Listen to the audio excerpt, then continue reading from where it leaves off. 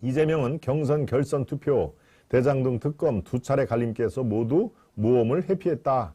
만약 그때 가지 않은 길을 선택했다면 0.73%포인트로 초박빙으로 갈렸던 대선 승부에 어떤 영향을 미쳤을지 가끔은 궁금해진다.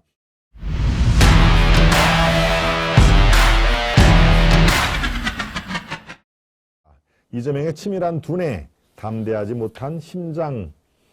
네, 이것도 뭔가 아주 흥미있는 그런 주제 같죠.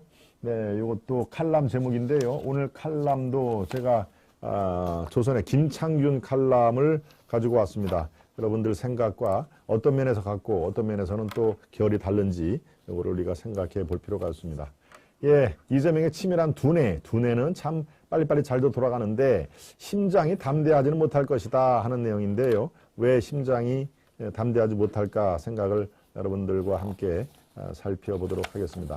예, 칼럼은 이렇게 시작합니다. 2021년 10월 민주당 대선 후보 경선은 대장동 의혹으로 막판 표심이 출렁였다. 초반 중반엔 이재명 후보의 독주였는데 마지막 날 투표에서는 이낙연 후보가 62대 28로 2배 이상 앞섰다. 예, 작년 10월에 민주당 대선 후보 경선 얘기를 하는 겁니다. 민주당 합산 결과 이재명 후보 득표율이 과반 경계선이었다. 중도 사퇴한 후보들의 표를 무효 처리하면 50.29, 이재명 후보가 확정되고 포함을 시키면 49.3으로 이낙연 후보와 결선 투표했다. 여러분 기억나시죠? 이때 굉장히 아주 델리키트한 그런 상황이었습니다. 중도 사퇴 후보, 예, 그 중에서도 3등인가 했던 정세균 후보가 있었죠. 정세균 후보의 표를 사퇴를 했으니까 무효 처리를 해야 된다. 그러면은 무효 처리를 하면은 50.29로 이재명이 절반을 넘기 때문에 이재명이 후보가 확정이 되고 만약에 정세균 후보로 향했던 그 표심을 포함을 시키면 유효표가 되면은 49.3으로 이낙연 후보와 결선 투표를 해야 될 상황이다. 그러니까 굉장히 이게 아주 예민했던 그 사안이었죠. 그 무렵 정치부장 출신 언론인들끼리의 모임이 있었다. 결선 투표가 성사될 경우 누가 이길지가 화제였다. 그래도 대세는 이재명과 이낙연의 역전 흐름 주장이 팽팽했다. 필자는 당 선관위가 결선 투표를 결정하면 이낙연 우세, 이재명 후보가 결선 투표를 수용하면 이재명 우세를 점쳤다. 예, 당 선관위가 결선 투표를 해야 된다라고 하면은 이낙연으로 흐름이 가고 이재명 후보가 이런 상황에서 좋다, 결선 투표 가겠다라고 했으면은 이재명 우세를 점쳤다. 그런 승부수를 던졌다면 경선 후 당심을 하나로 묶는 데도 도움이 됐을 것이다. 이재명 후보가 결선 투표를 거부하면서 후보로 확정됐다. 그러자 지지율이 오히려 떨어지는 역컨벤션 효과가 나타났다. 여러분 잘 기억을 하시죠? 저는 쭉 주마등처럼 기억이 납니다. 이재명은 대장동 특검을 받느냐 마느냐를 놓고도 선택에 기로했었다. 불리한 증거가 튀어나올 수 있는 특검을 받을 리 없다는 쪽이 대세였지만 특검 수용이 대선 승부에 도움이 될 수 있다는 주장도 있었다. 어차피 여야가 특검 법안을 협상하고 통과시키고 특검을 선정하고 출범 과정을 거치다 보면 대선까지 반년도 안 되는 기간 동안 진상규명은 어려웠을 것이다. 반면 특검을 받아들인 것만으로도 캥기는 게 없고 당당하다는 인상을 주면서 득표엔 도움이 됐을 것이다. 이재명은 경선 결선 투표, 대장동 특검 두 차례 갈림길에서 모두 모험을 회피했다. 만약 그때 가지 않은 길을 선택했다면 0.73%포인트로 초박빙으로 갈렸던 대선 승부에 어떤 영향을 미쳤을지 가끔은 궁금해진다. 아마 여러분도 궁금하시죠? 예, 정치인들이 위험을 무릅쓴 정면 승부로 전국의 흐름을 뒤바뀌는 장면을 몇 차례 목격했다. 노무현은 정몽준과의 단일화로 2002년 대선 승부를 결정지었다. 단일화를 받아들일 무렵 노무현 대통령은 박빙 열세 속에 상승세를 타고 있었다. 단일화에서 승패를 장담할 수가 없었다. 졌다면 집권당이 후보를 못 내고 들러리를 섰을 것이다. 위험한 도박이었다. 여론조사 발표 날 노 캠프 관계자들 얼굴엔 추조한 기색이 역력했다. 2006년 서울시장 선거를 앞두고 한나라당 주자들은 민주당 강금실 후보에게 밀리고 있었다. 정치판을 떠나 있던 당시 오세훈은 유일하게 강 후보와 접전이었다. 그러나 오세훈이 3주 남은 당내 경선에서 승리할 가능성은 희박했다. 오세훈을 전략 공천하자는 일부 주장은 무산됐다.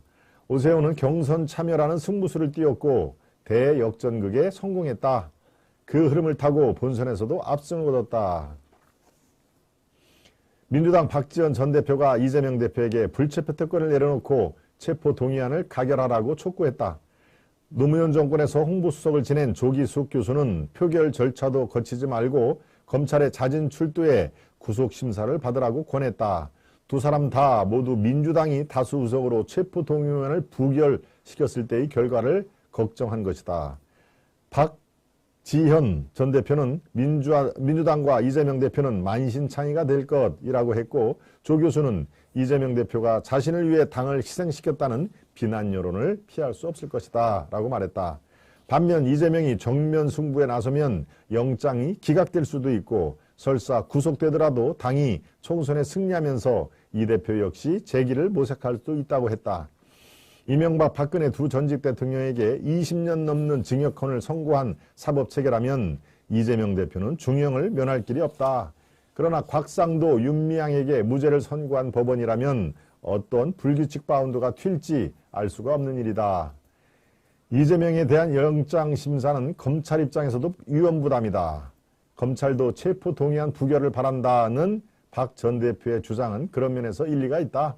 검찰이 사실은 수사를 열심히 했지만 법원에서 만약에 이게 체포 동의안이 받아들여지지가 않으면 그러면은 검찰은 상당한 수사 동력이 떨어질 것이다 라는 바로 그런 얘기입니다. 이제 결론 부분으로 갑니다. 이재명은 치밀한 두뇌로 거미줄처럼 감겨오는 사법 리스크를 헤쳐왔다. 반면에 자신의 정치 생명을 판돈 삼아 큰 승부를 모색하는 담대한 심장을 보여준 적은 없다. 그래서 이번에도 정면 승부를 피해갈 것으로 보인다. 내년 총선을 치르고 나서 이재명은 자신이 가지 않은 길에 되돌아보면서 그것 때문에 모든 것이 달라졌다며 한숨 짓는 프로스트의 시 구절을 떠올리게 될지도 모른다. 여러분들 생각 어떻습니까? 마지막 결론 부분만 다시 리마인드를 시켜드렸습니다. 그래서 이번에도 정면 승부를 이재명은 피해갈 것으로 보인다. 내년 총선을 치르고 나서야 이재명은 자신이 가지 않은 길을 되돌아보며 그것 때문에 모든 것이 달라졌다고 한숨 짓는 프로스트의 시 구절을 떠올리게 될지도 모른다. 그러니까 사법 리스크는 뭐 아주 그 좋은 머리로 요리 피해고 저리 피해고 그런 것으로 아직 구속을 면했던 이재명이지만 그렇게 심장이 담대하지는 못하다. 우리는 담대라는 말은 누굽니까? 미국 오바마 대통령을 할 때 담대하다고 얘기를 했죠. 그의 책 저서에 담대한 그 얘기가 나옵니다. 영어로는 뭐 오데이스티 얘기인가요? 그렇지만 이재명의 그 심장은 그렇게 담대하지는 못한 것 같다. 결정적일 때 양보를 하면서 국민의 마음을 확 사는 그런 결정은 지금까지 한 번도 보지를 못했고 아마 이번에도 그렇게 못할 것이다 하는 그런 얘기를 지금 이 칼럼에서는 합니다. 여러분들 생각은 어떠십니까?